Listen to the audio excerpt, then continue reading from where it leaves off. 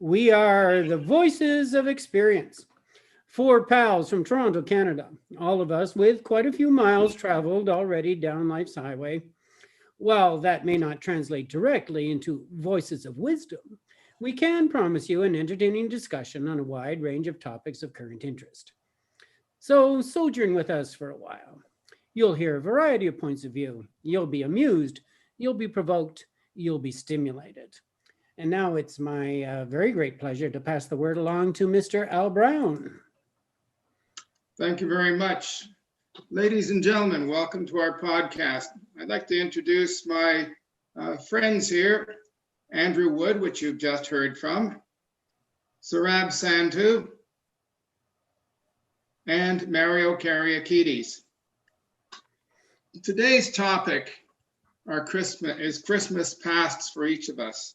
It is something that we're all very intimately aware of, things that form a part of our character because Christmas is a very important season to all of us. It is a time when we get together with friends and family, have good times, we say goodbye to the old year, and have great hopes for the coming year. So today we're going to talk about our individual experiences, the things that we remember from the past. Now, we're going to be delving way back into our memories on Christmas. Some of us when we were small children, maybe, or at least had a lot more hair than we do right now. And probably that hair wasn't gray either. It was brown or even red. Whatever the case may be, Christmas has been a tradition that goes back for thousands of years. In the Roman times, I read a story that was called Saturnalia, and there was a time under Augustus where the Romans had the tradition of giving presents. And one year, a general gave Augustus a whole set of toy soldiers because he was short a legion or two, so he gave him a legion of soldiers. So that's the sort of thing that's the sort of happiness that Christmas can give. I'd like to open this discussion by asking Andrew for some of his Christmas memories. You will. Delve back into your past, Andrew. Tell us. You're going to make me scrape back into my memories. My hair was bright red, by the way. Yeah, I was a carrot top. And I wasn't Andrew in those days. I was Andy. Okay, so let's go back, 5 years old, 6, 7, 8. I grew up in a military family. My father was Canadian Army. And so we lived in a fairly closed community. It was very, very homogeneous. And so everybody around us was exactly the same as we were, English Canadian with a British background and British traditions. So those are the traditions we cleave to, absolutely. For example, we wouldn't dream of putting up the Christmas tree any time earlier than Christmas Eve. The tree came into the house, maybe a day before that, but Christmas Eve was when the tree went up and it was being decorated by the family. And just, gosh, the excitement of the children and the approaching holidays and Santa coming and all of that. Those were golden years, I think, as far as society goes. We're talking here probably mid-1960s, if you want to place me in my age. And so, yeah, absolutely. And the other thing is, I never remember, at least, having to deal much with a green Christmas. No, in Canada, you could pretty much assume that it was a white Christmas there. Al. So I'll share some more memories, but let me pass it along to another person as well. Sure. Sarab, you have famously told us of your time at sea. Now, obviously, you must have spent some Christmases at sea. Could you tell us about your times, or your Christmases at sea? Well, all the listeners, welcome to the show. Let me tell you, there is something known as blue Christmas when you have it out at sea. So you have white Christmas, green Christmas, and blue Christmas. Now, this is right in the middle of the ocean, and we are celebrating it. We're having a nice meal, a party. That's the main thing. I was in British ships. They were Scottish and English officers The Scottish wanted it on the 1st of January. They wanted a party on the 24th of December. I enjoyed both the parties. And also there's a saying that we did once see Santa Claus go past us. Oh, really? Yeah, we were out at sea in the northern latitudes, and I saw something coming down. And when we saw it on the radar, it was Santa. And we actually told the company that we sighted him, and they forwarded to the BBC. And of course, they said it. We actually had the real coordinates. And yeah, out at sea, in any case, all events like Christmas, Hanukkah, Diwali, Eid, all the religions have their own day when this starts. So this is just another day where we have a reset, and the whole year starts again. This was, as we said, this was the Sol Invictus that the Romans used to have. It is called the day of the inconquerable sun. And that's how, that was exactly on the 25th. And that has become Christmas now. And out at sea is no different than here, but the only thing is there's no presence there. You only can enjoy yourself by having a nice meal. In fact, the last Christmas I had, I told the chief steward, make a menu, what we're going to eat. We had the menu, which was made in such a way that it was absolutely gorgeous. But we didn't have any other items. The next port we went and bought those items to make that menu. And it happened. And it was out of this world. This whole menu was, if I show you, it was 5-star. And that's the only problem. You drink and you can't keep watch, but there are people who keep watch and they allow the other person to enjoy the Christmas so they can get drunk. So that's how we used to celebrate. I remember that out at sea. I was there for 20 years or 20 Christmases. Sarab, when you had such a wonderful party at sea, what did you do with the leftovers? Well, we ate it the next day. I don't know about that getting drunk part. You know, this is supposed to be a family-oriented podcast here. Well, I don't know. The guy said that he saw Santa Claus, while flying over there. I wonder how many eggnogs with rum they had to the crew there, including the captain. And it's like, oh, there's Santa going by. Hey, this was a chemical ship. This is a chemical ship, and they had stuff which you could. Oh, even worse. And you can go somewhere else. So they used to test us every 3 months, and somebody's not sniffing some solvent, Okay, that explains a lot. Well, we had cargoes like acetone, hexocyclane, something fancy names, and some were dangerous, and some were very aromatic, and we had to prevent the crew from going down and opening the ullage tank and having a little whiff. I think this explains a whole lot about Sarab, a lot more than he thinks it does. Okay, so now we're connecting the dots. Mario, yes, sir. Maybe you should tell us about your Christmas memories. I don't know how I can wrap Sarab's Santa Claus thing. No wonder Santa Claus comes to Greece in January. He's trying to accommodate all these guys trying to see them, So I got to tell you, what I said was true, actually. We celebrated Santa Claus's arrival on January 1st. And we had all our gift giving when I was a child on January 1st.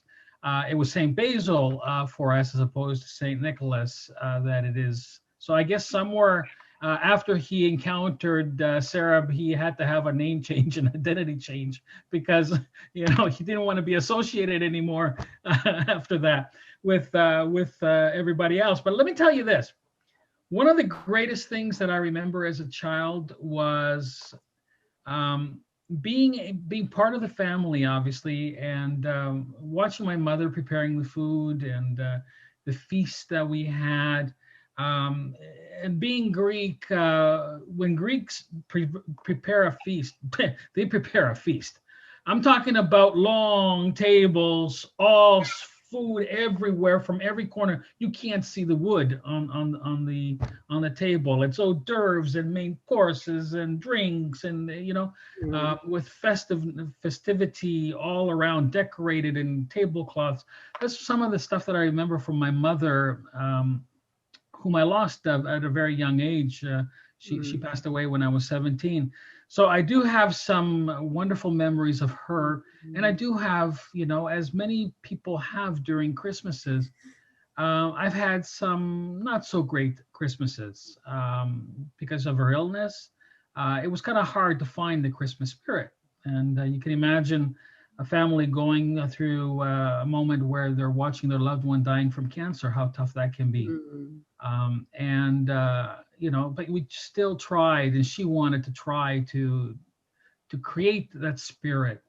One of the more greater moments and more happier moments for me as a child was that I would go around with other kids in the neighborhood. We would go around and do Christmas caroling on Christmas Eve, New Year's Eve, and even on January 5th, which was Epiphany Eve. And we would go around, I would have a little triangle, and we would go around and ringing the triangle and singing the carols. And we would get a drachma here, 10 drachmas there, something to go buy something afterwards, and which is a wonderful memory for me. It got our singing voices. Didn't really improve my voice so much, but at least I tried. Yeah. What about you, Al? You must have some childhood memories. Well, yes.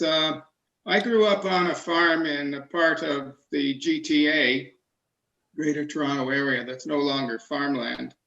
But when I was young, we were one of the few farming families left in the neighborhood, and we had a very special Christmas at home.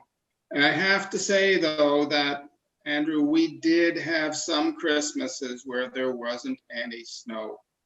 Usually what would happen is the snow would happen just sort of after Christmas.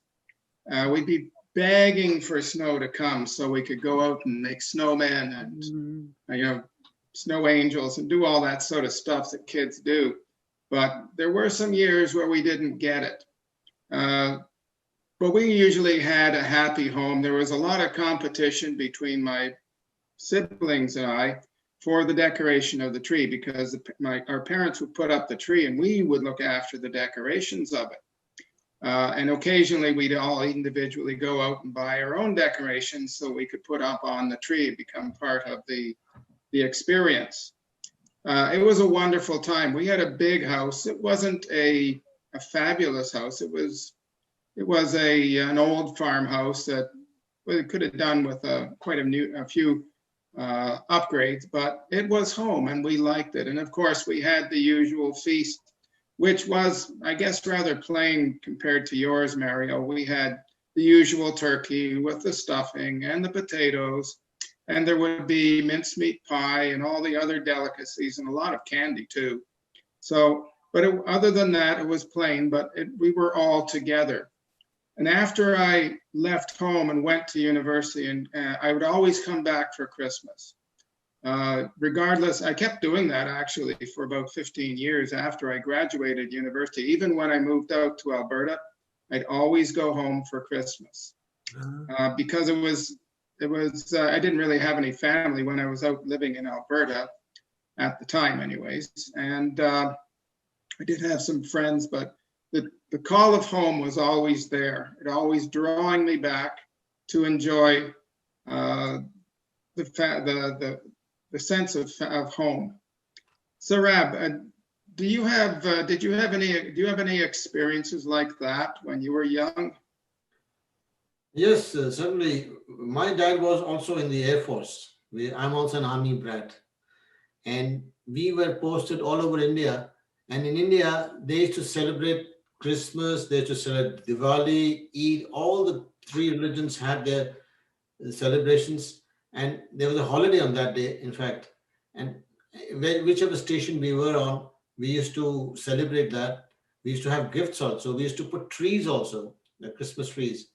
And yes, again, it goes without saying, you have special meals and everything.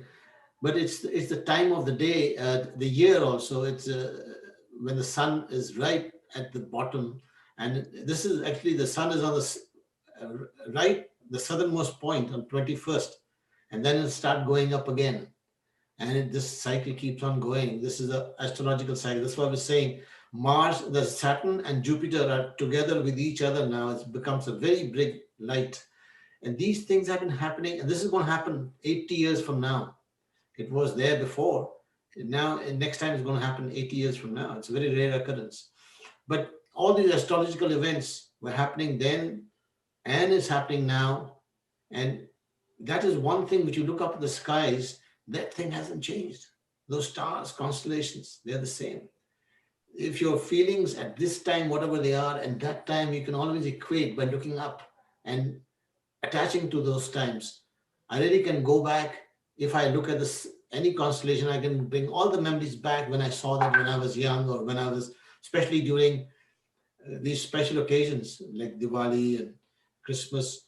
And that's how we celebrated it. Otherwise, for us, every day is a new day.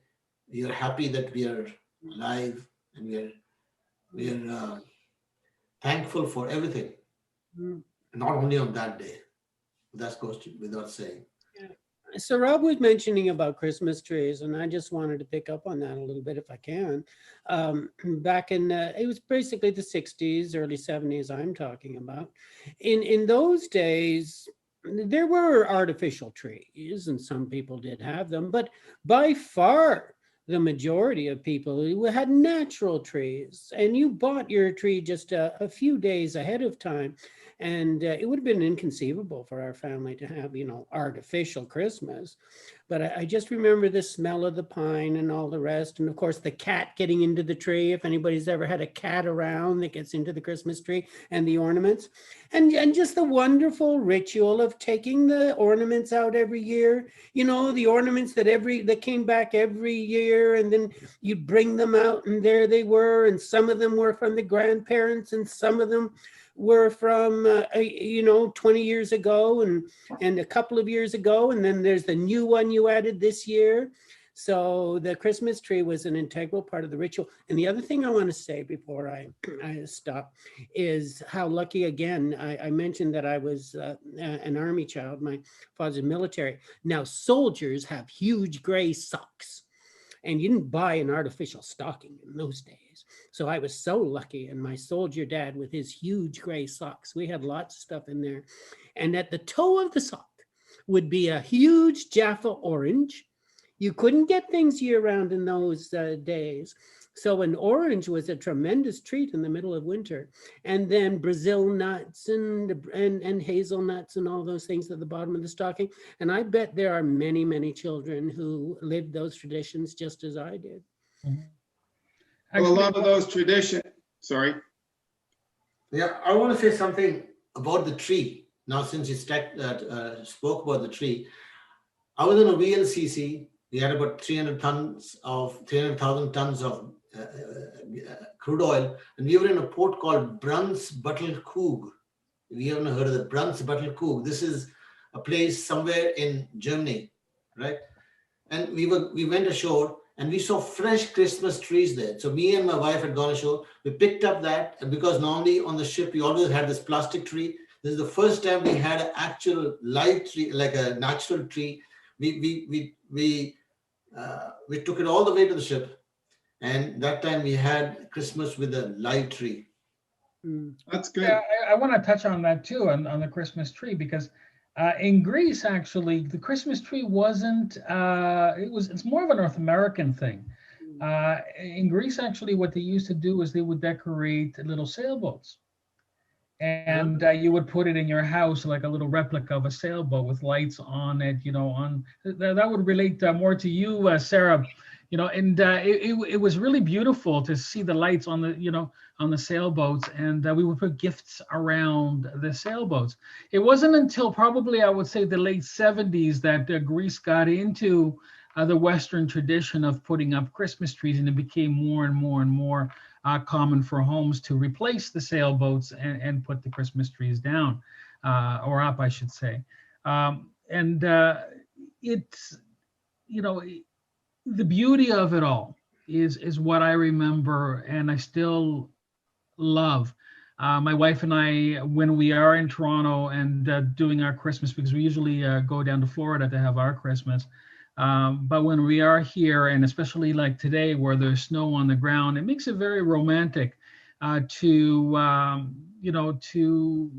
bring out that spirit of the beauty of Christmas and the joy and love that is shared through that.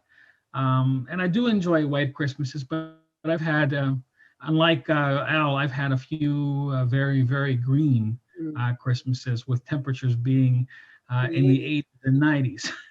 So, Well, I think there's one thing that has been most endearing, probably over millennia, is the whole concept of having a holiday at the end of the year, something we now call Christmas, but which can go by other names, and also is associated with other traditions.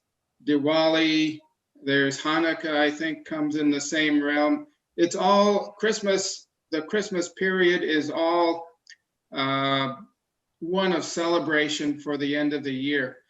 In that regard, though, we have to thank the Russians for changing the calendar about 500 years ago, because the beginning of the year used to be on March. I think it was end of March or something like that. And that was because traditionally the beginning of the year was celebrated when at the spring equinox.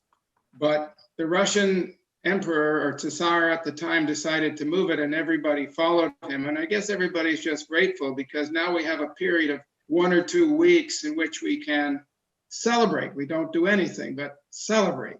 We stay home for the week and celebrate. New Year in March is just wrong. New Year is in January. It's January 1st.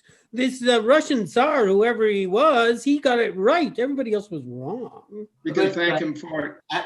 Andrew, what about the people in the Southern Hemisphere? It's summer for them when they have Christmas. So do they have the same sort of stories, or they feel, oh, it was so hot there. They can never think of snow in Christmas there.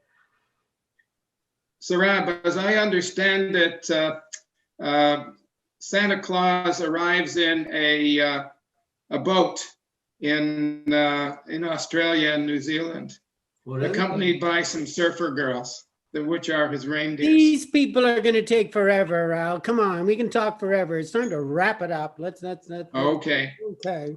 Yeah. Ladies and oh, gentlemen. he just cut us off at the best point. I was waiting to see the girls. Well, Let's cut it off. I thought the conversation was starting to go a little. Thanks, Andrew. Okay, great.